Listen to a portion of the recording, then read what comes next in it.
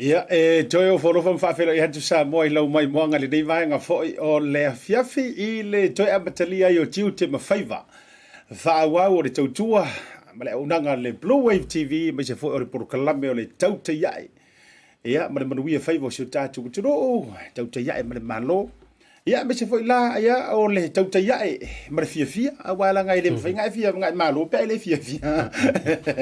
Ia, o le tō au na foi le Asiata, me se foi o la usantau, le fionga, le tō le manino, Leaupepe Talai Lene, ia, le fo se e mailo mawaa, se ia alo le amakanga o ringi iwa yaso.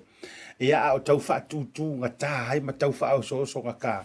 Ia le amatanga fo I o le neiva yaso o folofa fatalo fatu I lau fionga Leaupepe le neivanga o le afiafi. Fatalo fatu lau to falva I malai la talenga Asiata. Ia tainane pa I o Samoa lo mafuta mai le tato po kalami ma lo le pale ngalwenga le yaso mai se foi ngalwenga mata ia fitai tunga foi le to tele ia o tau mata le neiva yaso ma lo le soi fo lau le mal soi fo mau soi fo manuia I lau fionga I le to o manino ia lau fionga fo I tamala ainga santu wala fa ta fo I le fio la inga wharangilangi a me se foi ia o le fio la un fausia su foi mapu me se foi o le fasina me tauso ia me betua me se foi tama na mo mana tunatu me malu fal fitu le vanga o le afia fio vai ko ri wa se senga mai le mu lo titi sound io international I pe folinga mai o lo ye ni me mana na ia o tau foli mai foi o le tato wa titi sound la mtango le vai solo fio Tele lava ia tapenanga le tātou company, pe ia na whailo ta fo tele o tātou Port Kalami. O talu ana whai ia tātou se I le mo e pepa malanga I Samoa. Matua to tele I lātou o lo o vili mai tonu. Whawhena o qualify le se I le antiti sao. Nono winga matua fia o I Samoa. Tele me iai a le o le taung tau pasese. Ia pol le monia vano. Ia pos pocket money fo. Ia, tupe whao ngā. Tātou nui Samoa. Ia au staimi. O yes fam talang ai la son nesiat aso se fulu ma le tasi o le masina e iva o le masina o se tema Luwave lua se fulu ma le lua ai o le aso le nei lua se fulu tasi tausanga taruai I le aso le nei o e mana tua se mea maua e na tupu le lalolangi I le nei aso e walanga o le utau ma le tua e kau makuana u fionga rau se mea ka ua maka ukia wa e le ka ua kele am tua o ngonga Tuaonga. Ia mantua ni New Zealand o lea ua 9/11 tātou. Ia le na dun. Ia tailo e le whaitau langa o le teimi nai Samoa. Ia masa o le aso ele isuia na le aso tātou. Sao. No winga o le aso se fulu. Ia le aso se fulu. Sao le lei. Wa le aso se fulu Amerika wa sa whaatasi tātou ma Amerika ma tutuila le el teimi na ai o le whaatau wa ina langa o leu e tāua. O leisi le aso, wana matua suia ato le tatianga o le whatinoina fo I o tūlanga I whewa inga. Ia ma mea tutupu fo, I tonu lava pe a mafo fautoa I le aso lea. Ia te awa ia siata, o te manatua le lei ale mea sa o ia. Lea se sau mea sa whaide nā taimi na o tupu le whalawilawi. Ia se tema I la so tonu lea, o la u whangaluanga I o le Polynesian Airlines. Sa o le masina o me, sa o walu ese mai ma le treasury. Sa o whangaluanga le na le officer o tupe. O saulo I wo mawaina lava no le marketing officer le Polynesian Airlines taimina. Ia. Te mantota o usu atu al tai au lau te sa wha I lau kesi. E ta tala tu lo la computer fo le normally to la tu ta se ki la email ya second news ai al wifolo I lunga mata o le va le wal watua al sa o le World Trade Center ya te mana tu le tau fai le telo tau fai sa wal news te mina tonu fon mata officer o la tau ma fo fo ma fisilis se hata le mele sa pose e pesa ki fanga e ma tua le ton e ma faina tupu ne to na me malie malo e sa ole se no ngale fenga la so le mo le sirfia de totele la so le le na ma tua fa mo ai le au fa tu fa le vilavi ia fa le tele fo ile fa ngol masanga lua twin tower e to tonu o New York I America lea na avea mafale e ao fanga i ai fe whaatawa inga le lalolangi. World Trade Center. Ia, le na matua tau sila kunga. O na fo ino te ie. Ia matua tau Samoa wala sunga o le te e moa awina tūlanga tau teknolosi marketing no tūlanga digital. Kua ililo yo ka mangaku, e mauengi camera ngā mea. Fatu le mafau pu mo se Samoa le mang camera kiri pu. E ni me tupu se vanga o se aka lai pre-record fo ngani. Asiata matua te mina i Amerika. O camera si telefoni. O lawa mata na ta tele. Saure Nokia. Ele tele la ya tatou. Ala te mina a war tele footage na moa. O telefoni na ia mai latou voi lele o mantu o New York. Tele foi lau tafau. E atu tūrisi ma latou video cameras. E kapu e so loai buildings te tele. Ia o mea ia whewha i e tonu i nai Central Park. E le mawhaina ngalo ia ule aso lea. Awa le tae au o le tae au tātou. Ala ua huli Amerika. O sau ni le tala. E se a ua e nofo fo i New York. O tango atua te mina i meli. O tu alu nunga le te mina lai wha o ngā ia services fo ia messenger. Tele services sa ia te mina e se mai lale. Ia, te mil people mai si lava tele chat. Au te message atu ia. A te o whai mai. O ia, e nofo i Buffalo. Masalo pe te Leaupepe Talai por tolu por faitu lale mamau e so Buffalo ma New York City. Famai, e matuale i loa e mātou le mela e tupu New York City. Ale uwe vesa mo. O fatu po o kei lātou famai, we're fine. Nomo la ia me uma. O ina no te loa. Le te leo Amerika. O le faitu lale peia o le tupu me i taupu. Au le te tatou iau kilani. Ai matuale ngau ia lātou. Au latawa ai e nā taimi. Matua i pita te te. Fatua vai se va lele watua. Na wata no te vai ai. Mali sa donga Leaupepe Manatua. O taimi leo te Manatua fo e au ia. O lai e tupu melele Amerika o tina.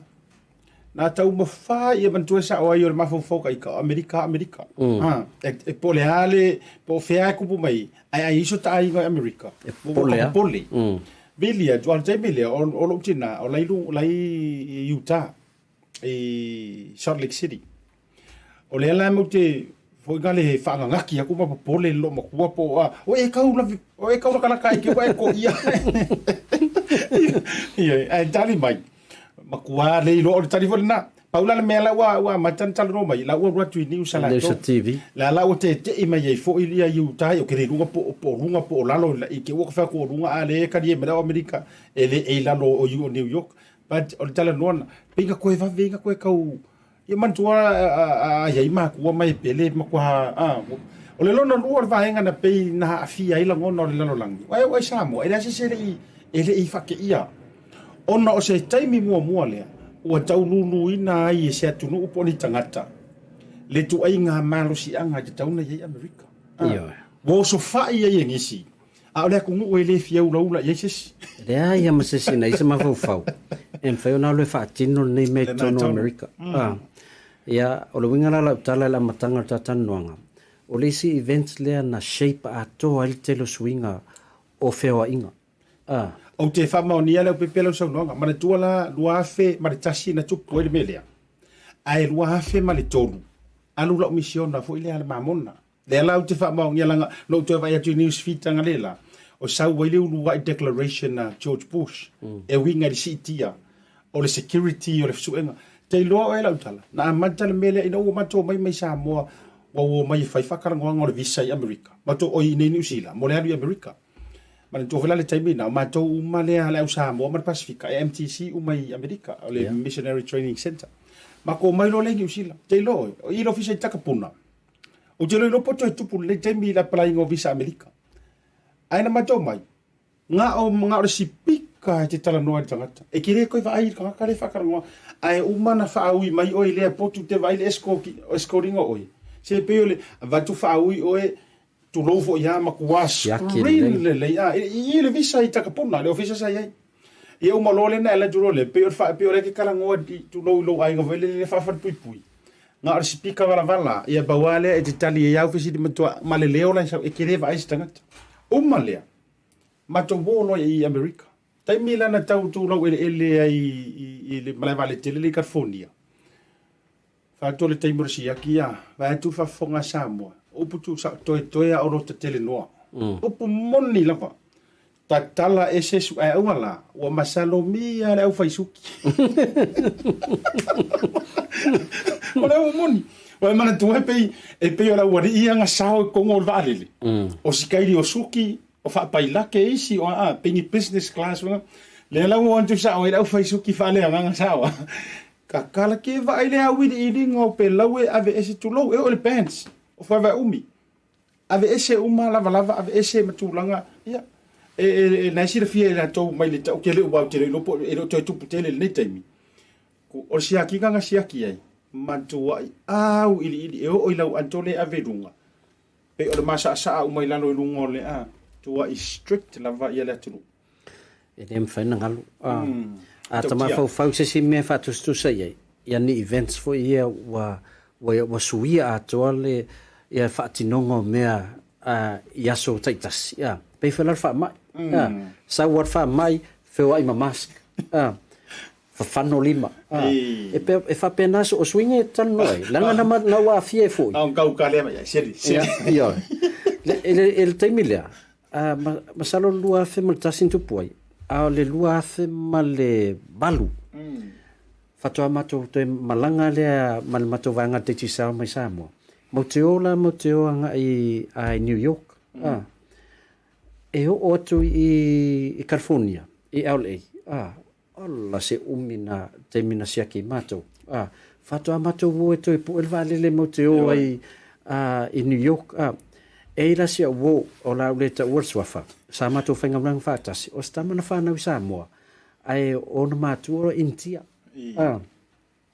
na to titia luai tu la mato fa talia ona le vatu le passport o le passport Samoa ai o le o e ngoa ma le fai o intia o le mea sa fa na wai o Samoa ia na matua question asta ma le temi atolia mata watu ai o business trip le mo te le fonu o su winga na le la wo mo temini o le o tau fe lo lo te ina ya wala vave ona le wa telena le watu vai sa el masini sa wato lo profile al nava temi talu le ma vo le tamo o evelyn o sama e sen la message te mafai ona o lona lima ya America i tono America ya o le naftua fia o mitato Malie, ia le na nesina o le amtaka le prokalame o laua lunga na tutupu ile ne yaso ia langa fai foi tele se mantala o sala le tele langa na matua toe tusia a toa ia le fa vai o puipuinga di tono le malo tele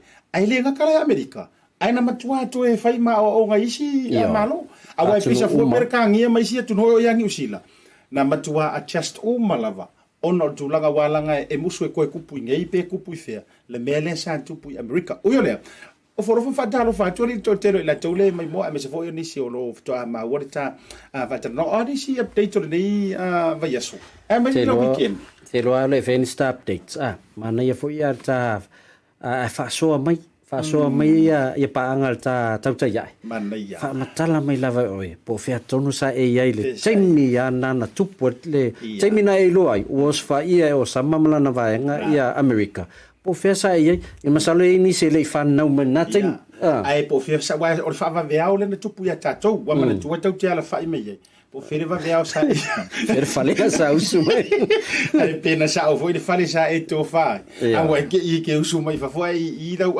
po le ala le wala sa e mawai tu langa foi o le 9/11 ia i tono malu tele fa taro fa tua ya auto mai America le mafuta le prokalame wa telo o taiao le to waso e fa ta wai o no swinga wa yo tanto waso ya o le mato mua mato to ai to nu le 9/11 le wala yo na ta o lu ngol prokalame ia mo le tuelo fa mo auto mo lo mafuta mai i America sevens ta o mai tato te fitu mo fa tai de fionga ile fionga ile alo le tule popo ia po le alo le mali to ia por so tu sa mau lo fionga mo le tele e mai se ia o le tato au o to le atru ia mo pu le ngam te te malanga mo auto malava o upo masania ia le mo umani va se lua ali ia to e foi le tai hawa fua e o ngā fo i mea tutupu whaafitai sa i malo fia o mātou loto mana i ta alo le asa o e sila Leaupepe le taito fitu sikipi umai skalonga ka me karonga mfiti tasa umai tau o vaenga masani ia sa masani fon tata no i se ta po kalami o le size lava fiti le ai telen fa nga mai ata to ya ma finga tai on tatu pu ya le te vai at ele ata le sa o la e feloa e le ia le si tamana fo vete fiti mal tatu afa e peia la e fusi e tangata no natali le se senga le na o tulanga o faitino ma le advantage fo yana au e telen fa nga me New Zealand ma Australia o le lato fowetsia tino le lei e ma fai ona o mai toi titi ato tolu tatou tama o mai e pu e ma fa pa uilano tele na mau ai fo ile overlap a faftai ia sa matua mali ato to fo ia lata tapua inga ile tam fainga na yuso ia mesel sunga fa ia o nga mulanga tele male malur pulenga ona e maulunga ato tulanga lo tatou el nei pol langi nailo isi tausa se lau pesene fa so wala fionga Leaupepe mo mianga ko se mai ka Mikaeli te mawala le ofisa ofisa usa mo miaka ko kamba ya ping pul tau savui ele fa ya tu la o te lo agree le langa na ta u le fionga mo te station tatou fa tan noanga mo miala ka ko ai kamanga kamba o Mikaeli kamba le o mika o la uri inga pive ku mai fa yo le paokingo ai to mo lunga mau ia e fai tino le valau to Asiata vili mai Asiata vili mai so kai mai ko nge ki sawa o ka ko to le to a mata ya November ia to fa mo wele vai o tamro sanga foi la ya piwa o fa mutalia ma o tau lunga tamro sanga le to sanga te to fitu ile ipol langi congratulations Fiji the flying Fijians tai ia malo fiti wan to malo fo New Zealand se o ko pasia aka so fo seaka ai pia mana ia fitong ia le winga le tala fitong ia I fa so yo tua oi tong ia tu tong mai ia ai fa tai ai mai sia menge ka o kap tai ia fiti ia o to wa sulio tu ma va ve o tato o Pacific o le mela o lunga ia te o le ko ping ia Pacific ai meia pa to le to tau fa o mai Pacific ia lau lunga o tatou tamusanga mole tu vot faftai ina yuso sa fa nga mai la tu TV ma la tu subscription ile spark faftai live mai ia tatou talo wai ninga maka ia wai ka u fai lo ngo ngai ka mai ia fa o tambo tautua tau le tele lau yo piti tau ta nguru mor kema yo a fie to fa mo ile le o fa le faftai o la no wo so ta mo Neima. Sa va pe foi no so ni mai le fionga le sunga ya pali. O pali tau te urima, tau te o le stand lang fa ngai pali. Ai va tai. O to te wala ki a live ya. Na ma fa na mata. Wano what foi ya ilunga le website le Spark. Ai sa le fa me saini. Ele monthly package na. Al mela na tau le viviai. Ona e peaceful wa masina umala le woka po ala isi me ala mata peaceful wa masin. Le wa ele sky. Ya va te velo tele fier company el sky. Tele wa le me le so o New Zealand to. Yo to va tu matu tama Samoa ngai commentators mai ele asi to.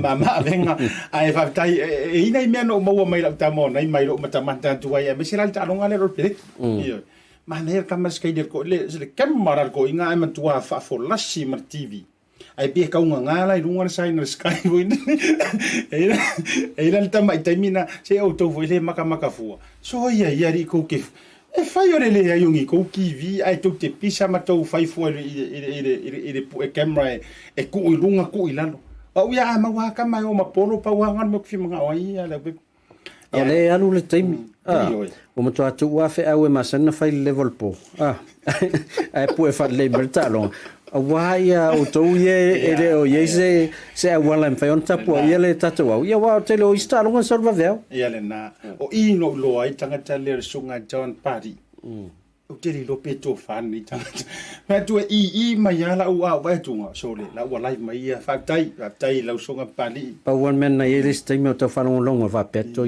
titia le telefone pali ia tu pali ia maua pele on sa ma fa mo tau lo vale foi le ngo ori o tau au o le o tau tua o le liro tau tua le tau fa no ko kausao mai mana ia ai malo fa tai continue la vanga la tatu malonga foi bai fai sinta tu mai fa soa e winga mi Samoa.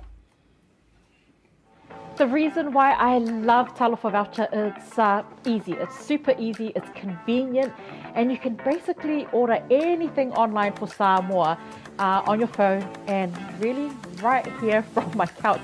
It's that easy. You just go to www.pacific40.com and then you select from a variety of services that's available on Pacific 40.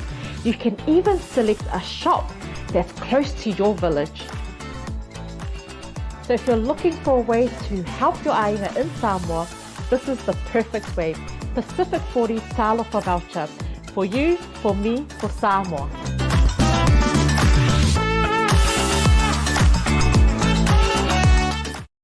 Toi favela atu le toi tali mo programe malolo masani Leaupepe Talai Lene mi Samoa pe no o fa ai loa le malole tu o le ko ba ya ko le ka ro ko o mo pere ki le skofi o se me wa e fa o me le o ba ya ko sa le leia e power mafu anga lo toma fo ye ona o vai aso ne fa ye le final o le AFL la kapi Australia o le la kapi mo i Australia ke kiar polo aku le fel le lunga sa oi o lo no winga ai fai foi la o le AFL e fai I Melbourne la to grand final tai lo ipo wese tai mi wa ese o vai aso la ne o lo no winga fu atu New Zealand ma le o Blacksman Wallabies fai fa tasi ia ila soto na lo no winga ia te lo prasto ai pla sa au I e o mala o Melbourne fere le matanga tai o Adelaide o Perth e o e matamata final te lo la o le metan o le meton na tu mai ai ila sotofi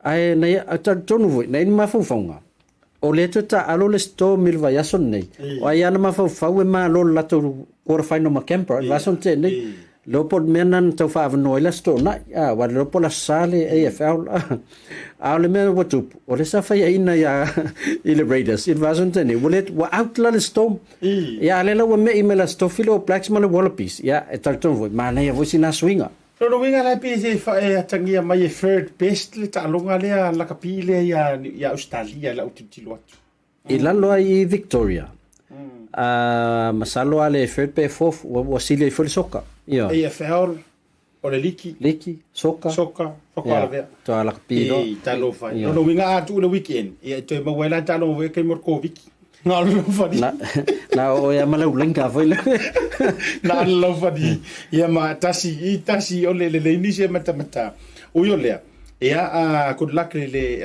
o black illa tu talonga mala o Australia ia te fa ta lo fa tu no na ia o mai Australia ma e pi pa wala le se no I winga fu para langi ko pi ka fa nga lang wa le no tau de fia ai pe la o lo ta lo New Zealand e o tau ni lifa la o ma ko mingo nga ia New Zealand ia o le o ia le au le malo e te lo o ta tali ya fu de skai le se fi kong ya il polo malo e te lo e le mfa no fa pe atu me o le malo sila o New Zealand ta longa le la nga ai au tilo fu ta longa Africa kwa ese ale o mai Australia no mai ta longa mo le na malo ya o to fu ta longa no ese fu lo mai Africa no mai pe fu ta longa Argentina ia ma New Zealand o mana matua soli Argentina New Zealand ta longa mo ya o metalong lo pe ya la faceta malo na tali el talong lo o la so tofila ya e matuale lo apo ile o malo le na ai matele yo la ver mi Samoa quickly ya to ya Leaupepe sing update mo school boys man ya le fa un talong along fa na o te lo le to tele o tole mai mo mai o lo ta alo ya to fa na o la tu lang o school boys ya le lo fonga o semifinals ya na fa pa Mstenof o le auna watu I lunga nei mai le region lea au ki lani ia atoa. Na watu e West Lakes. O la tau lana semi-final Napier. Napier Boys. O le auna sau mai o I Bay of Plenty. O le au lea Hamilton Boys. Na ta alola ma le aua John McClashen mai Dunedin. Ele isao mai au mai Wellington. O kia o Maukilangi. O lena watu, I think o Kilangi, sao, le au Kilangi o le aula West Lakes pe la ve lunga North, le alu le ngai lunga. Ai o le talonga sao matamatai, o le semi-final le John McClashan College, o le aulea, e wha saupo o wha le tamaiti le ta aloi, e ta alo le tali o Jamie Joseph, ta alo le tali o Aaron Major, ta alo, pe ta alo whamana tali o Tony Brown, o le tele o tangata All Blacks. Ea o ngai rato whanau le aunga le Dunedin. A sau le au Hamilton Boys. Nā le tasi a tangata All Blacks e lona tali in tāloi. Nā la tali o Carlos Spencer. A o le tangata na, luas futolu ai a toa Hamilton Boys. Na whaito o tasi la tali na o Carlos Spencer. Ma e a tālonga, matua lamia le au Hamilton Boys. I a John McClashan. Ai manu malo mai telefoi ai na manu malo ai ia Napier e lato talonga ma West Lakes. Final law Hamilton Boys ia ma le aua a Napier. Manu malo ia Hamilton Boys. Oh, baki karo. Pemongo te lower lele aua fo Samoa. Au ane uso wane sa lesina mata tau wala au sa dai. O le fatu atu ane ma fau tamai. O tala Carlos Spencer mai fafutai wa lufi mono Samoa. E se lo le fifir tau wala au tangata i tonu. Alo tena no fa sa All Blacks. Ai wala au ka i la kapifa i kumano. E tailo vo i la kapifa.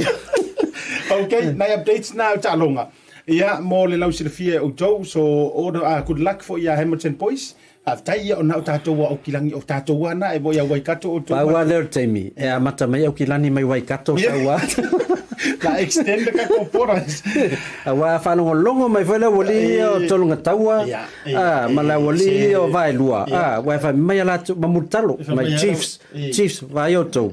Ya so aya. Na mata mai o Kilani na vai sa matou le au mo tau. Na le lo tau la kapiva vai atu lo tau. Sa fa fai lele lava o tau ia.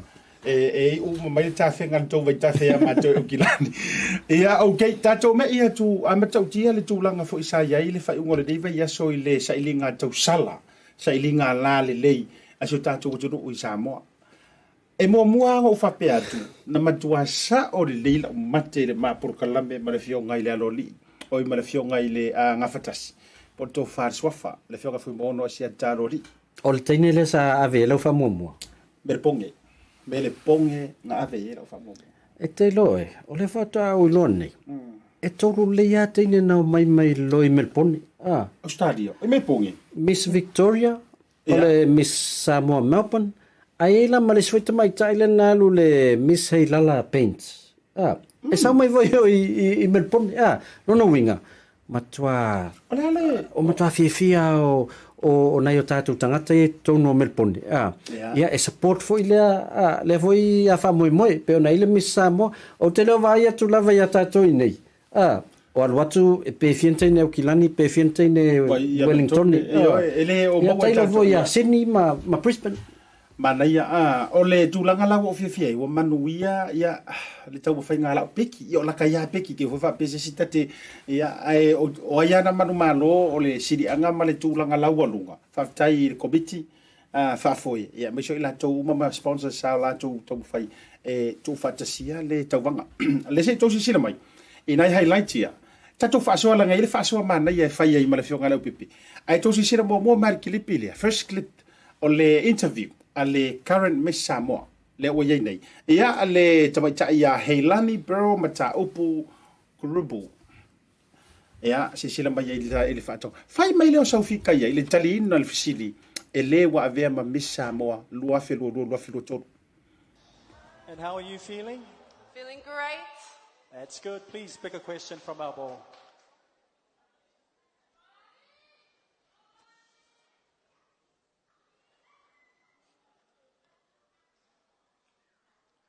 Ms. Samoa Melbourne, your question. We now have our first female Prime Minister after 60 years of independence. If you were to advise the Prime Minister on one key area, what would that be? Thank you.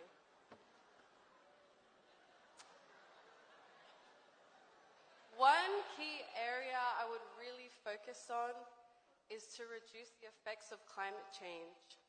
The reason why is because climate change, Pacific Islands are so vulnerable to climate change. It affects our agriculture, it affects our health, it affects our infrastructure, it affects our food supplies, our environment, it affects every single thing. And so we really need to work on it and really work with the government in order to make a change because our beautiful Samoa needs it and our beautiful Samoa deserves it. Thank you very much. Tautai lava, Miss Samoa, Melbourne. Ia, ole talina na ole fisili ale tausala mai Melbourne Leaupepe. Ole asa we wa ole wa mai anei. Ai pi mana ole toi alu talu fo le ma antu. Ole asa we fa fonga talinga fisili. Ole tali el tangata o levan ta pena. Ole tali for tangata. Sa usita i ona matua malu la onga. E tate fa longa toa e ata mai. Le leilo na fa solo ina mai. Ona ma fa fonga la ye tali no ole fisili. A tonu on matua manai al fisili ta la fe ngai le matulanga o lo tula i me fo il palmia tamai tai. Ia le fo watali atu. Ole watali atu ai le tali.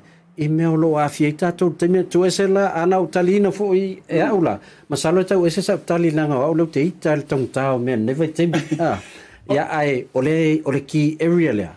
Ona e a fia umai ata to climate change. Tasi le nala o lunga whaafitai Leaupepe wa mea le ila u foi mai tau. E ese foi ila utali foi lele ele na wa ula e ese le tali no whaapeo o ke wishe ma whauwhawina le tamaitai Miss Samoa. Peitai. Ira o mai ala na tadi le climate change. No toi ma whauwhawapea. Wow. E ese le loto ma le lau tele o le sila ale Miss Melbourne. E le whaalau tere na walanga no whaapea. E una te ua tali e whaatawa ina o tamaitai. I le whaatawa ina o tamaitai fo i lele mana lato fo i ia tutusa. Tūlanga whapena wa e tasire mataha uporo o tala noa ina ma le lau alunga. Le whaafitai o le ua amana ia o se palemia tamaitai. Ai tonu o le ate tele ia vanoa e sauwhanga mai. No tau mawhau whau le tūle na. Ele strength of women's. Peitai.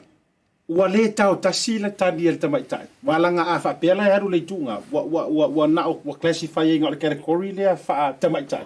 A ua le o au whangai Samoa atoa. Le pui ngole atunu ulau tele. Le la ua tali le climate change, which is o le te saunua. O le wha maru atoa le na. Mo le manuia e le ngatala o tangata soifua.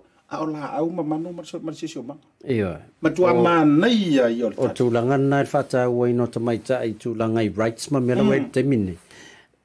Na o si vai ngā se te mine. O le climate change. E a fia i tupulanga whai mai. A ma whailan whatino i sanga ruenga te mine te mai tai palmi o lo tūlai mai.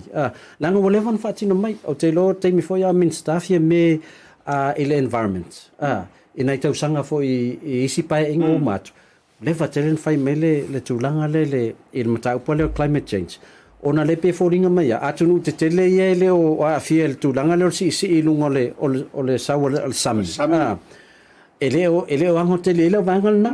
A o tātou la pe o atu motu la iti e to e lau. Tu valu. E tau whai lolo tātou i sa moe mo ia o le volcanic e inei vaenga mati. Ia wā mata pe la wai whanonga te a kiupati. Ona wā mata nau titilo kiupati ana i fiti. E whaatau se vaenga o fiti foi lele mwhai ona seto lea i le lato watunu. Peha o le teimi foi lele walo atu ala sami ma ngotolo ilan. Nauru le silau whapena foi. Manaia, o le toi avatungala na whaatana noanga oipo le interviews, le tali fisili. Lau fisili Asiata. O le amena e piki ele teine. Langa lepe te fōringa me e o winga pe te e mawhai ona e loa mele o la tupu ele tupu pe te mawalo tau sao mai a o le upumoni o te le alo fo lana lena whaere mapokala me male uso le whionga ngafitasi o au no au tiro tilo e au le uma ai pe ye le au le la walunga sili atu la le o teinele no au piki sao a lenga no turi au puina le winga o le upulea o le tauvanga sa ilinga la le leia Samoa. E manatua, e o ke le fisiringia ni o la to mai leanga wa o fato tuaina, e aka mai uma. O e momai, tu sa la au tango e tu i le level la to wata mai, o te le fuatia la se tamaitai. E aka mai, la i roa wha amara euro refi.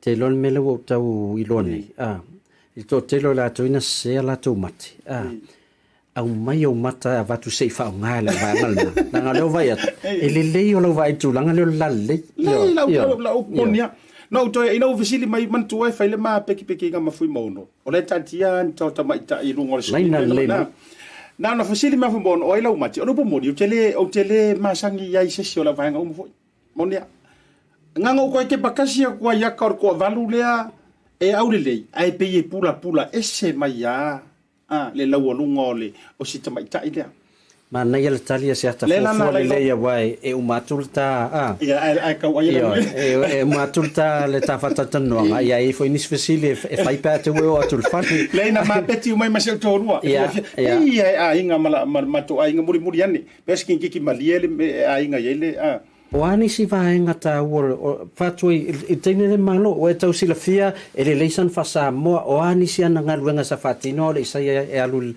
il Taupea mana ia ai utele tali la fa sili la pepe mana se fa e mo tu le fa tala no ngale the second le interview ale first runner up which is le favor for ile na ia tene New Zealand me Samoa New Zealand fa fonga mai fa tala no nga yo ma o totua mua ma le tulu Lela usilo fa fonga temile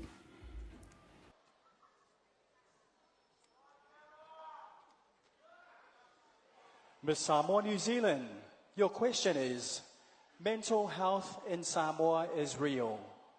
How can the Miss Samoa platform help address mental disabilities in Samoa? Thank you for the question, Dwayne. Mental health is a tough topic to tackle, but I believe working closely together with our performing arts industry, allowing our young people to express themselves through dance and song is one way we can tackle mental health and decrease its disability. Thank you. Tautai lava, Miss Samoa, New Zealand. Matautia, mana ia. Ia, mo foi so fingaro. Le sau fa fonga ile talina ile Miss New Zealand City le. Te loe.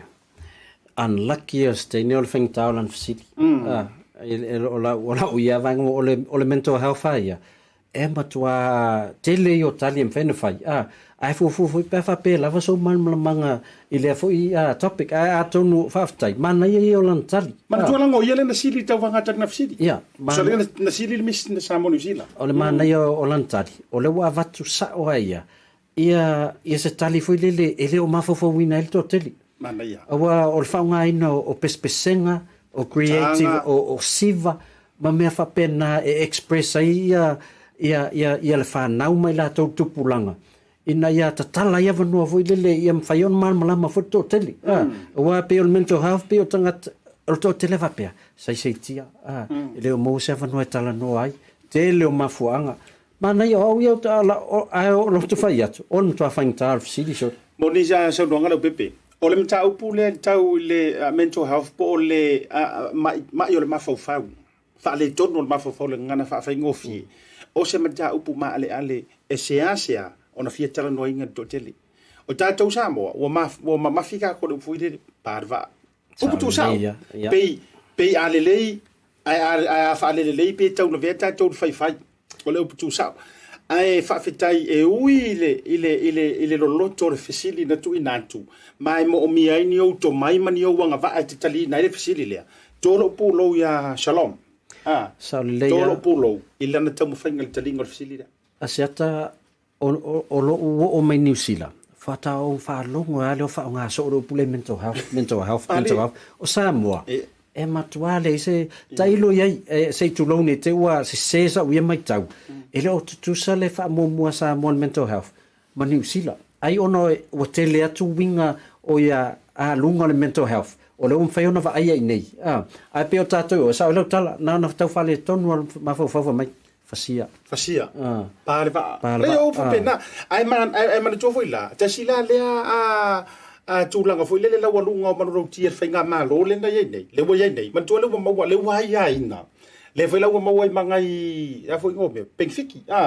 fiki a wai po kalame la wa ala fo mo tu per tanga tai e tau siere tanga tai le ai man onga fa to o le winga la tala it is time e ya ole tali fo ole misamo ole time dei wa te tauna a ole ta to wa manatu mama i le vanga le ai mana ia fo ile e fa ali e fa ilo a tu sifa matanga now elite mai la ta wa i le kalengi le na malo i lo la ia le misa me le pone se tawa tua se fa e morita le ni le wa tu sila wala ngalo me mali e kele fo ila to na upu te tele tale ni le now e mana ia fo ile Leaupepe la umata fa so ai la nga ye ni sina post mai lunga ma tu la fa pe wa kausa ki ai le nganu ile mai ngale ai usi mai lau sila o le tale ni le wa le interview la tene ni usila o ia le champing malo le interview o le tale ni le na malo ile me le pone usi mai lau mai monga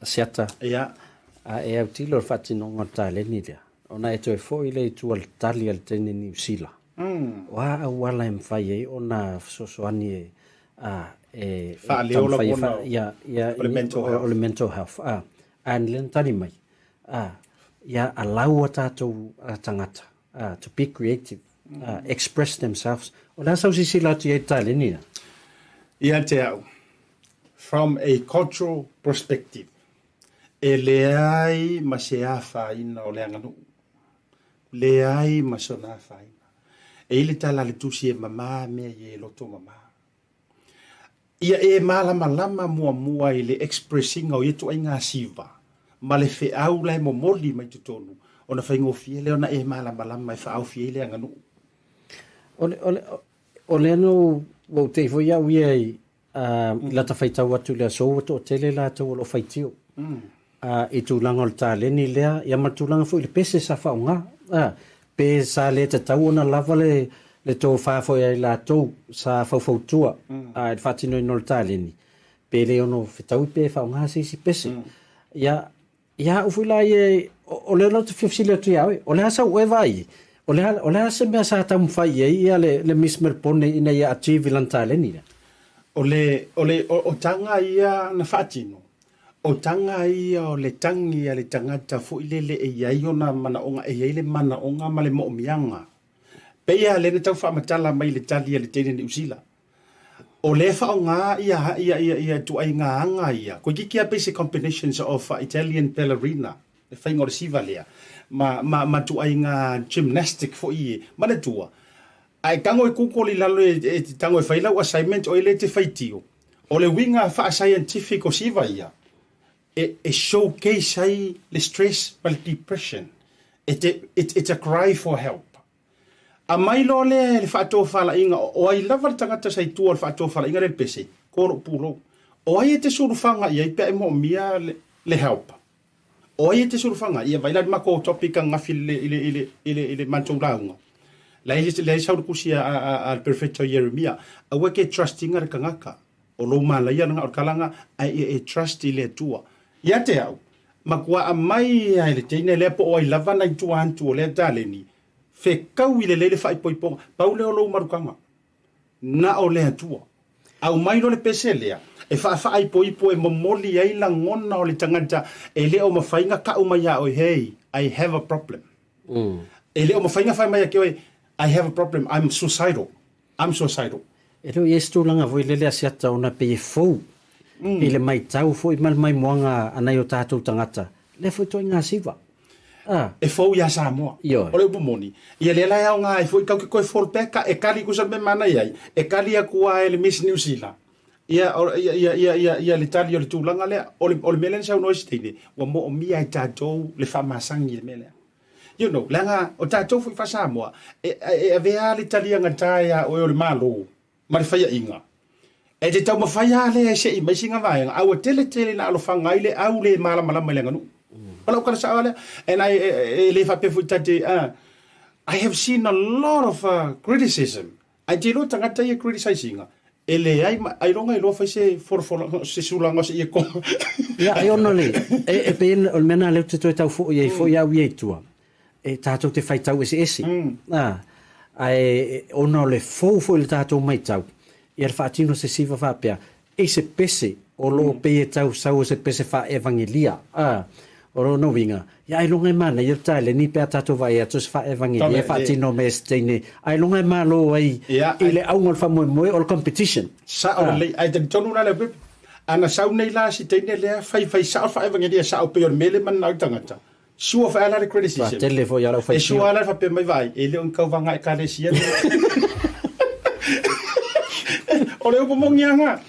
A sau e siva ai te tonu mai foi. Ai anga usu fo le pese fare anga lea ai saure kenge fai mai ele sa ore ma ulu olea wa ka ko vai fo ile criticism le wa nga ia inga se sere fa nga tatu vai le nga o Samoa o le to fa o le ma di le vai aftai o tulanga le we fa manino tulanga vo ie langa le ia fai tionga au mai fa pe o tau afia fo langa nu tau afia le tatou a fa kersiano ya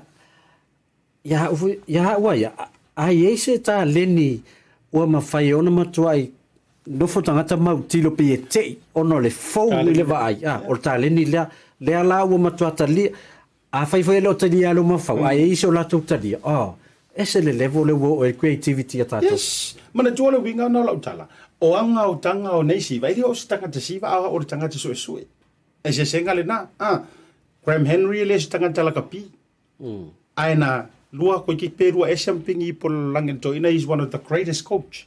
Ili fa pe ai la kapinga fa pe ila o e ke lo fu ka kula fo la kapi. Ili fa pe voila ai le lo siva ngai fa ngai fu ai lo fa sino ngai va ngale na. Ai ma fa no fa yatu. O le fai poi ponga o le pese fa le nganga matanga le tanganta o le yai wing o le mo mianga o le so ani mari la ve ai. Le u fa ai poi po fa kasi. Ile levo mawalunga e ko kikia unexpected. Ele kari ya le va ai le to tele. Ai ka whamasangi, nice. Lau sili Asiata. E tele ni whaitionga pia na whapela e whainisi ofu fo ia o le mismel pone pia ka Vaetolonti. Ia, ai ona o lea li tu, ai ona wau te loe pia kauri lifa, i le tiro mai mtua, ia upu moni, o tahanga i na tau sila mai ai, e stretch a au. Tūlanga o lima, o vai, o auma, e kāre whengi, o auma tūlanga whapena. Now, a whapea whaila o loa tu matangi whapea mai o lae. Ia langa ka kaunga lae, mga oi surune ia lava lava. O le tau vanga le mele vai. E whaile pura kasi le mele. You have to wear what's suitable for... E whain kā keren kāre whiki pura kasi. Le yolo te vai atu. I tā fua i tanga le pese elena. Ai, whai fo inisi lava tu lo ina ia whaamali e ina ai le whaitio. Ona le au ai lea i le siampingi ma le mau ai le tumutumunga. Na nau ai sia. A fine po sia fo i talavou. I le tau vanga. Ia, nau tau whalongolongo mai le tau whale mai malai.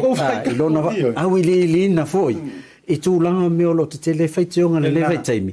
E pau ar tūlanga, e tātou te whaitau ese ai le tele o vaenga. Ai au whaine ia vea ma tūlanga, e tātou te le maua le tātou whaalfani.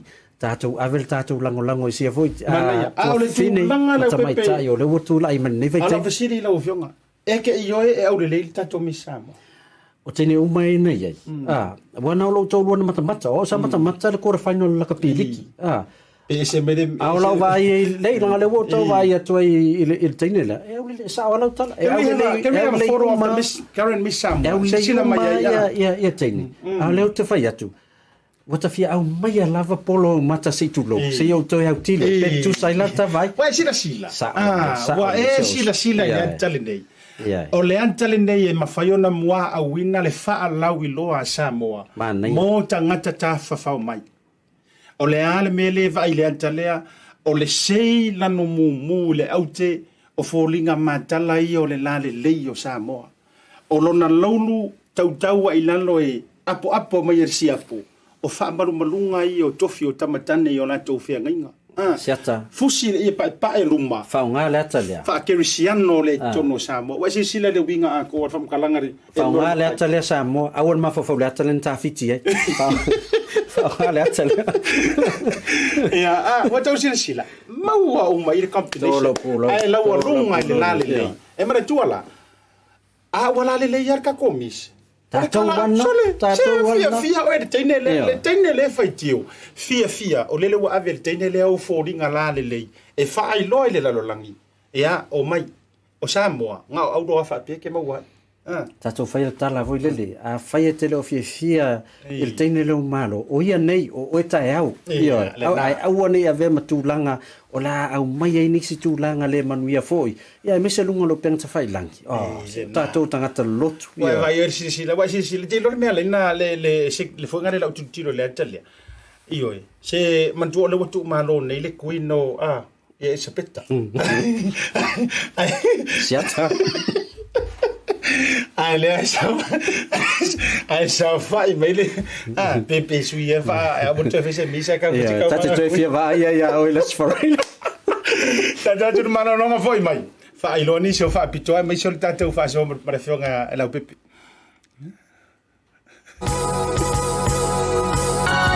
O le tautua ma le auaunanga o le Maota Samoa Service Station nei tuanai matu. Mātou te utuina lau sā ma le tele leo nisi matu auaunanga ese. Ai le ngata fo I lea, mātou te siakiina fo I lau tā vale. Mātou te sapalaia fo I swāhu mo lau tā vale. A whai fo I o vai pa o lau sā, a wala te popole. Mātou te sapalaia fo I ea mo lau tā vale. Mo lau nofo sila fia, mua, ta pē lau tā vale pe autu. Lua, ta pē lau telefoni I le taimi e utu ina I lau tā vale. Mana tua foi, e matua I whaasa ina le tau mawhatapa aina foanga whape nei. Wa iai foi au nanga I lunga o le Pacific 40, e whaatau ina ai le tālofa voucher. Maota Samoa, o le Maota mo Samoa uma. Mātou te fia e au na pia mo o Samoa, whawhetai le afio mai, we'll see you again, and God bless.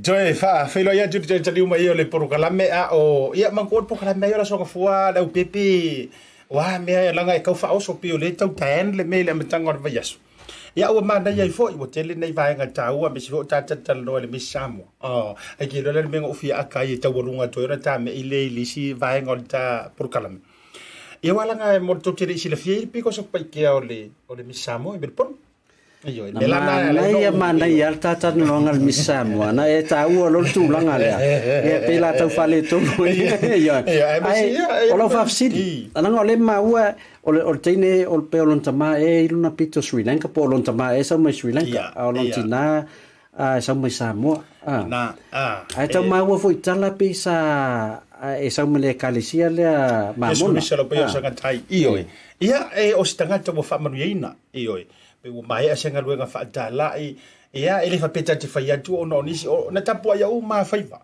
ia langa upo ele mo umani va aselua fa tai fo telero na ata penanga sa ia fa mo le ngaluenga le tua telero na faiva kengele le e wala ngo tai le tele a fo ona eta tu ta mai tai maternity ia penga nga uma le a onga pe alu le inveske pe le inveske ki fa no le inveske si le or for ko e te lo e se lo e ngaluenga le fa utala le e tasi no fo o le umi te arwe fatino e se te vole tasi na tasi pe e lua pe tonto sang o le umi a tau fatino o tama o li e lua tau sanga o tama itai ye sa tau sanga male fa o jero lo tama itai te vine po iso no swinga ai o tama itai la vai tau sanga male fa ya o li se lua tau sanga ai a fa pela e yese mo mianga o mala lua tau sanga a yese na mo mianga fo ile moro to fa popo ia la fa to fa la inga le president on mission na male e fua ia i le mo mianga mare mana mia la ia oi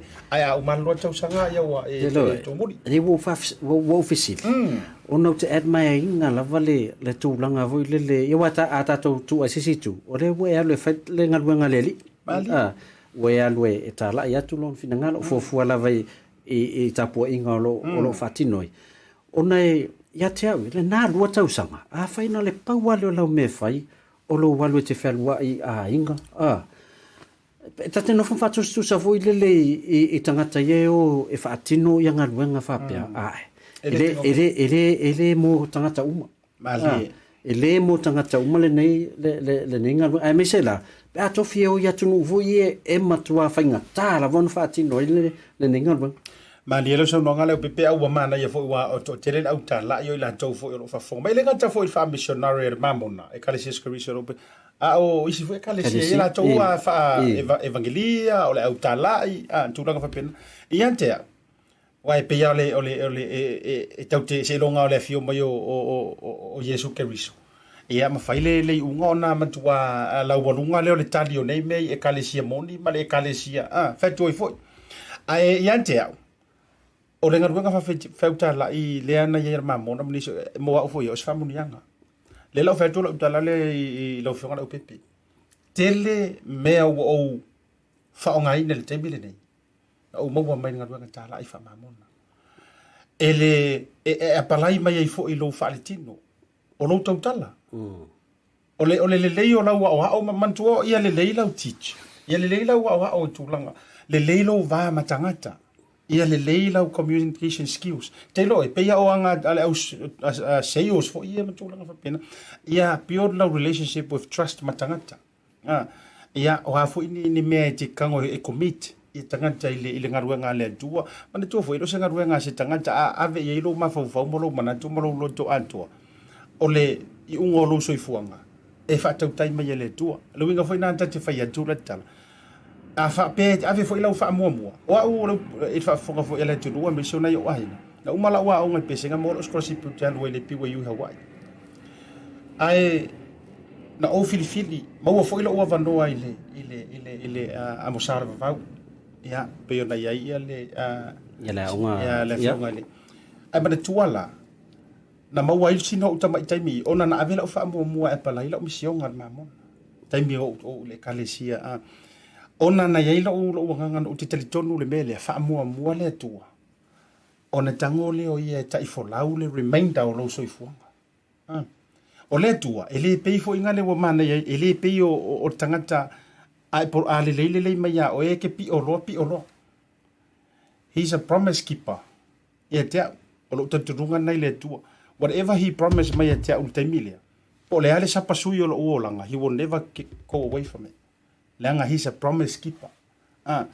Winga na la utala me se foi mo ilan tau oro. Ava peala I promise mai le tua you are a victorious person. O eus kanga ke mangu malo o angi me ke arwa ilo soifuanga ke malo. E te manu malo. Le fa pe ese tatu mata tu finga famunianga. E ir kanga fa pe mai promise le tua. Alula ia langa e fa ro finga. O me kango yo li mai mang malo. Peila tene le man malo. Lena o malan fa mission. A tono fa manuanga vo le tua ya te ya. Le wa misamo. A vea o ia mawhitu pula fo e inspire ingal to telefo yo tamai tai. Lena. Misionga sili la lea. Tatu, misiona mua whaleanga ngai le tua. Misionga lau kele la lea. Mo tato atunu? Whaataita inga le lei mo tato atunu. A mise tūpau tamai tai.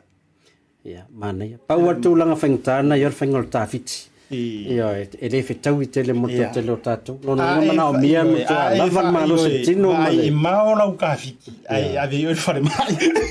Ia, mai whai ala fionga tamai tai pare mia.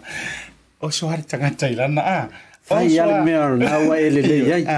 Ai o ete, au fo ete o so ka au whiki ke o mai mauta e oi polo fale. Ia ava toi ma se sire fale mai o toi fale tonu ma dislocate le.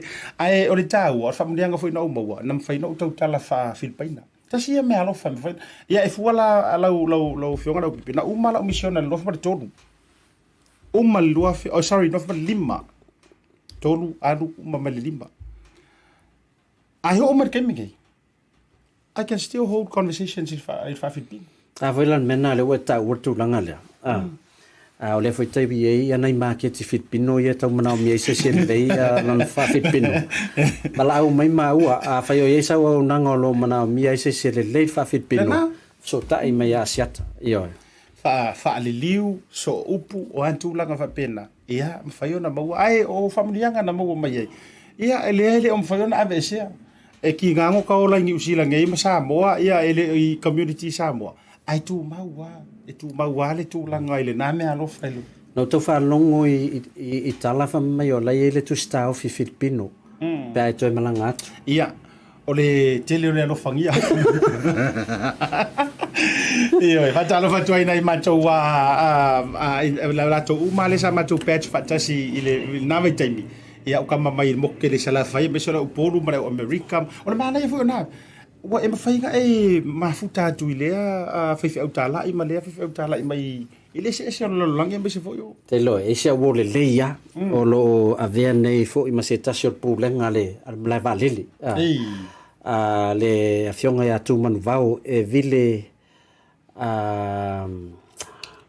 e o kaunoa ia le gaga kele ia sa wai gaga ia te lopo fai uia o te lope fai uia falfatu e vile falfatu le lei foi la ir fa Filipino gaga mo moala e vile e vile ai mato swinga tu o tala tu o la e longo ale le sua foto o sunga ya e vile te le meu mama paske ki wa ngau wa fa pena ava ai tangata ia Filipino ya Samoa ping tu lo ping Samoa ia me se la tu inga tino le e vile ola yo tamai sisi WS ola u lo ile ia iso ia tu man vau na put on hold lana onga ya lui fiti e alu mo moe e failana famisiona oile na ta ofila na vano UPY alu lo famisiona sa o lo UPY alu fiti fo e mai malanga bachelor of pharmaceutical o tangata e fanga venga chemist chemisi fai fo la au ai vai la ia tangata tilo ese ai fai mai ofo mai o te lo le io ka me ki foi on moku sala fai io na o tamati foi amato tai vai palauli falfa io na papa foi ma le lanto pitu o leva foi na mato au lotu ina ma ko steki fa tasi mana yo mantua ya pela ma siona tua siona tama ia farfatu ia o tasile na Filipaina ia ma tulanga ia na tunu foi mana tele me mana ia no tamo mai foi ia o andal vetas fanono ia le sisinga kana ese mai o tailoa ia tatu ia la vela titi soifua ia le tai le Maori Te o te mana o te sa ili tangata whenua. Ai mai se la tūlanga le o iei lau whaatofala inga Leaupepe. I lupe foi vau isi. Te roi tasi lea ngana le la tau whaofitono le tatu aonga. Te reo. E sili atu lo ta lu ta te launga te reo atono e te le la te tusi. Piu fu launga Samoa. Mano, waftai, fasi fole vai ngone ta whaatara noanga. O ani, lau alunga, me seo le tūlanga le ta onga le OCA le whafsiri beto tele? Ia, o le tatu aonga le OCA le aonga ka muta e le se tongi. Pea whapete sitseni, nofo mau. Ia, whato ato e a mata ia leisi intake fo. Ia February, lono winga. E mwhaiona ele star terminate. E tau whielo wavanoa. Ona lewa atoa le ono vai aso. Taluna mata le semester nono rua.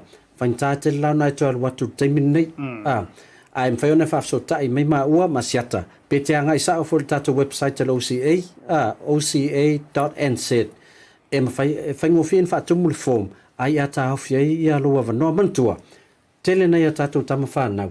Le tono company ka muta. Nau mai lea onga lea. Ai o mai. Waile to mai e mwhaiona rato whaia le whale tolu potu moe. Ona tonu le sifulua masina lea onga le OCA. Ea o mai lawal whaka muta le whainga o le foundation. Whaasolo mai le frame. Tino ato le whale le i o le pito lunga tawalunga. E uma sifulua masina. Matua le alau whai whale tolu potu moe. E te alu watu fo ila e te amate langwa luanga whaka muta.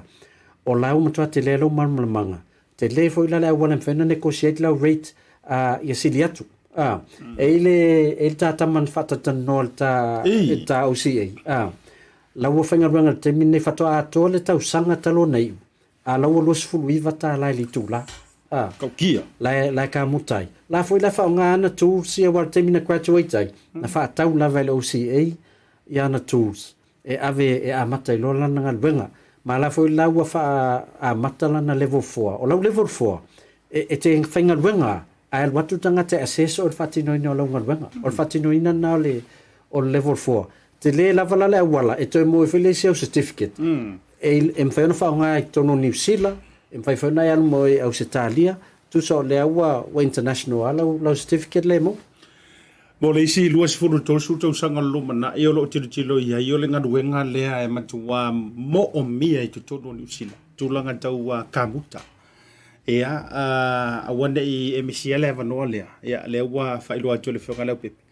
O le masina o February, tausang fau. Ia, tāpena, whaakuranga au plan le taimili nei. Waile o tue mamau whaumare tausanga.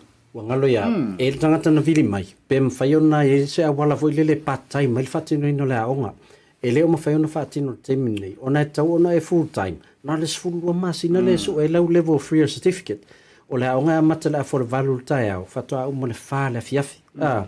O te tautonu, e tō tele tātou lo mana ai o pe whenga luenga ia mauatupe, a mana o whatoa onga le pō, a tonu ele o mwhaile a onga na whaatino tūlanga ia. O nei tauna mō sau malolonga. Ia la e whenga luenga full time le au, e sau e toa onga full time, se tu lau, i le pō. Ia o le hale taime te malolo. Ia le nā, ua le whaatau matatauina, ia ua fōi le whaatau mamateina, ia lo malosi. Matua se ata mamai palauli ana matua tu uanga luenga le lei. Ai o kama o mai famanga. E whau le pea toi paunel masina. O toi paunel semester. Whau whai unga tausanga. Ma ka ukia, ma kau maris ka kama. Lai pe koko se suki o le soka ma. Inga o tau. Ala fa mai tau lai seki ala onga malo. Ia o nga luenga ia mo mai ai mesi ata tu tanga tot Pasifika. Se nei tatu tanga Samoa. Le si vaenga di tatele yo le fasi fonga ta proclamero fonga pe. O le vasunte nei. E le ainga nai sei pipi sa vai. Sa to tongi atu e le tamaita i sauna tongi atu le talo fa vautanga digital. E fai le lato wifi. Tu sala na to tongi atu se lautala il talo fa vauta anga e le digital li sale longa. O i folo lato ainga Fatumo lato pepa, piki lato router. O le router na watu e male se lauki ka pait. Na watu a palaka, ola, lawe ele wifi. O le tala le tamana wha asau aia nga ilunga le tato video le Pacific 40. E tau a tata mai lava. O la inga mo mole tono sei pipi o le wa se lato wifi. Ona la pe sa tau mawhau.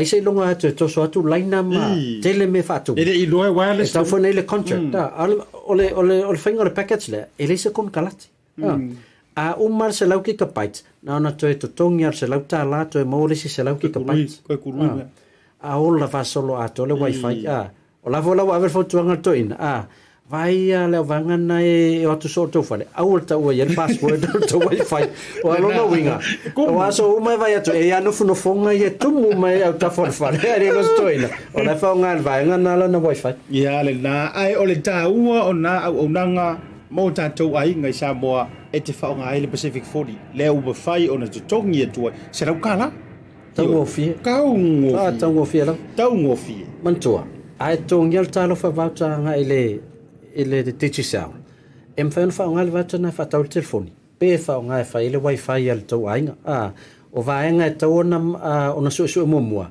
pe le coverage al digital ele vanga tonu le tu fali fa tainga na lo vile Samoa vai atu lo telefoni po ola mai 4G fai ola 4G seki tato wifi ma to se tu pa te ma kwa seki ate tisa na ya na la lo tu por be na ma to fale ai ola la ya se wifi al to o te lo vela o te wa te lo to fai vili mai ne fo va ele o nga mo tato to titi to lu sfulu tanga te ile ma to wa ma to se ma to ai nga ma to te no pe asia to pito no na lo no venga la tasi wifi e ava kungai umangangi umangangi ni se laure te vai nana fai lautala o te leiloa ma tu la o telefoni foi le e ta haua foi mo ila tole malaka Samoa le ma so loa o le matua tele ma tu le so le tapa pinga o le la o koli e masanina o mo mi ai o I matara foi ale la o tele o loa la le tele wo le aso la o sau te sau ai fa mai dise o le kikinga aku se akinga kwa la paring sia ki mainga lua se lau mona tupu le kara o na le wo te ro e nga fa mai kanga le fai fo mela le kanga fai fo o mi yo fa ya o nga me ba yer sia o ngo fai apa fai ka mai marangu me fa mai ka ole o mi ku le dimas food mai ya fa kai le transfer aru a ko dimas food ke fo ya ro kama Patato vai ya fo nga le lawa isi mai ya ai fa tai fo I Samoa ma o nga fa pe sei pa fa ngo ka ko ka la le di makala mai mo pena ma fa fa pe I ta do credit nei I New Zealand te lo asiata mo la to le fo malanga I Samoa wa o le vai te min ma o masiata na ma tu lo o malon ta pap ma sim card fa tau lo ma pando lima sfutala lima sfutala le prime pando nga e mo wela o no sfulu gigabyte to mo e marcela un minuto en fene to e vili mai New Zealand e la malanga le no la to nei uma le fa va ya so sau to e luas fulu gigabyte to le ono sfulu ele uma fa nga o un minuto te vili mai New Zealand o la to e le angol te lo tengu fa nga le messenger por WhatsApp so tai mai o le motatu e malanga ya em fa yona e asiasi ma office ma pesta I mangele I lo office vanga pito lalo lo officer consula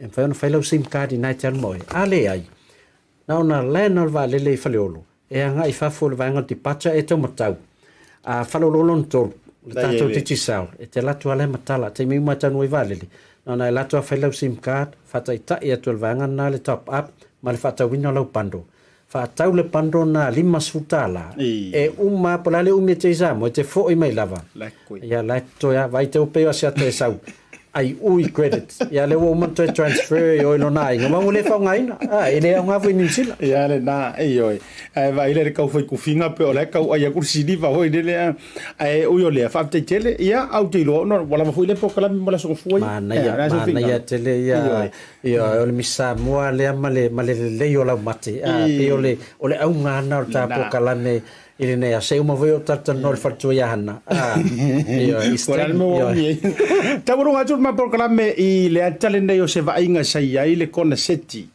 ale punia la va ese mai kon se ki foi le na urua te talai le corporate a or kon seti le ala utele mo na yo tatu tangata mata utia tauru ngatu le ma fasoa ile au le leio le pakale nei se tu tato wata le Ryan da punia la va foro se sila mai to tele le mai se le crowd se sila mai foi la Samoa le atale ta utia le per tu la ngole atale tua tonu ale o falon malo le wel tato paka folen fausia el malo saina e fa malo fa my friendship pack fa malo fa my moltato malo ya na auto titilot sa o sa valvali ai na tatala la sa ai pole aso lua e pole aso lulu no walwe avese ta ma wa mala no wiotia tostoso ai mana ia sa valvali a me se voi per fa piola toso wiotia awai si ma atoa e foi ma wala papa alu nunga vanga le sai le vai ya mana ia tele ta faunga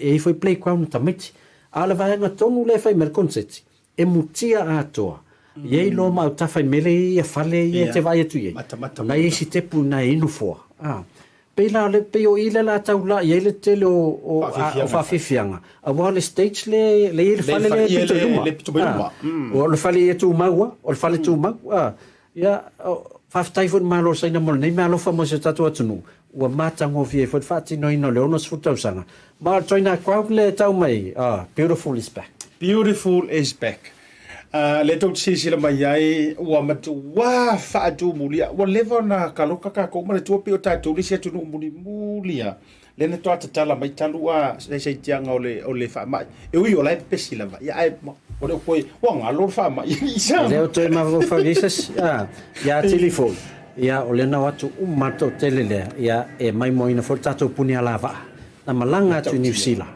fa tino le tala ino lato album fo ya na auto sisila to sa mo le to telo la to no ifo fo e mata sisila fo i tam fanga sunga fa fenga ya lale fa to ya vin ya me se tamalanga le ona nai ya male so ya luai po malo punia lava ya le na o le fatu mulia le na lo winga mo oele te mai mo mai o lea ua to e tangalo wano ke kawhau pia Pea lala o punia lava isa vai. Oi, kai manga ia. Ela to konseti le fai vaso isa vai. Mana ia ta tau mo tele sila fai ia o le na le ai le o to lilo se meru o le te go to fai la. Io social media. Tu le meta ia man tu la a fai fuli mo po. E fuli foi ka ko sala fai. Io e lengo songa fa fa ngai fea la vai play fea la songa fa fa ngai me se fo. Ia o le fretua ma le tanto wa ti ma le punia lava. Awala ne ngalo le konseti le na ia patoro o lela tu na tu ma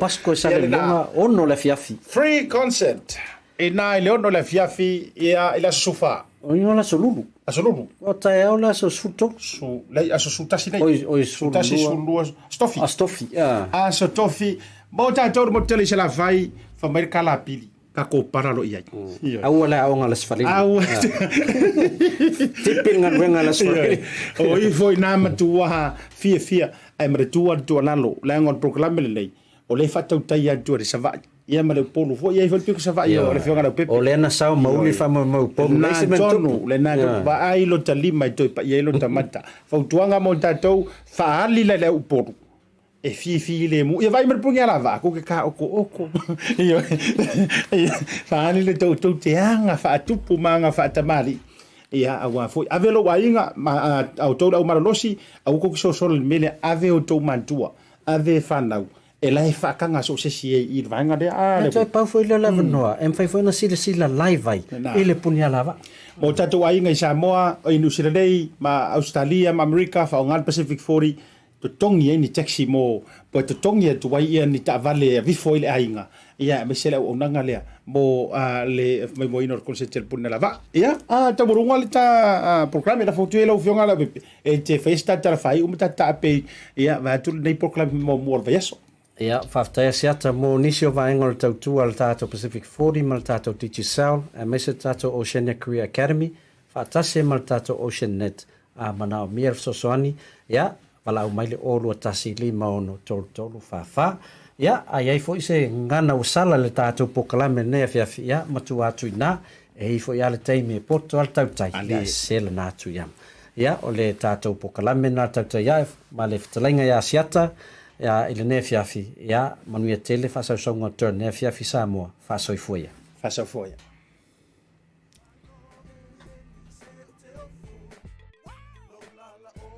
a fai te mo mia o loa mai Samoa ma nisi o atu moto le Pacific kai pe yo fiti matonga e na o le tasi lava le maketi te momia, le Tasi Market. Tasi Market, e le ngata I fua whatoanga, e maua fo'i ia fe'e, maisi me tau mafa mai le moana.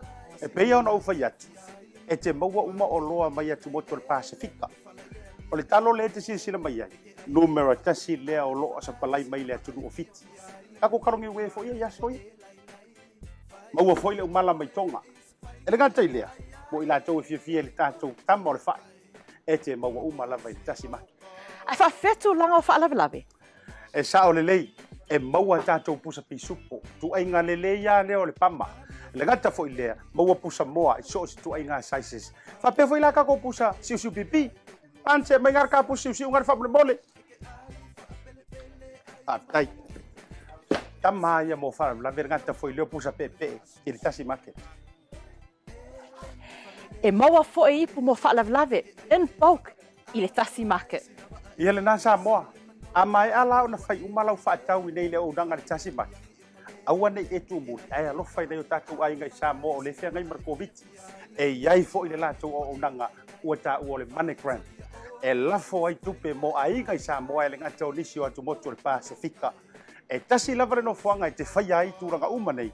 Le Tasi Market, whale o loi Messi Road I West Auckland, a le ngata I Leaupepe I South Auckland. Can you be my wife?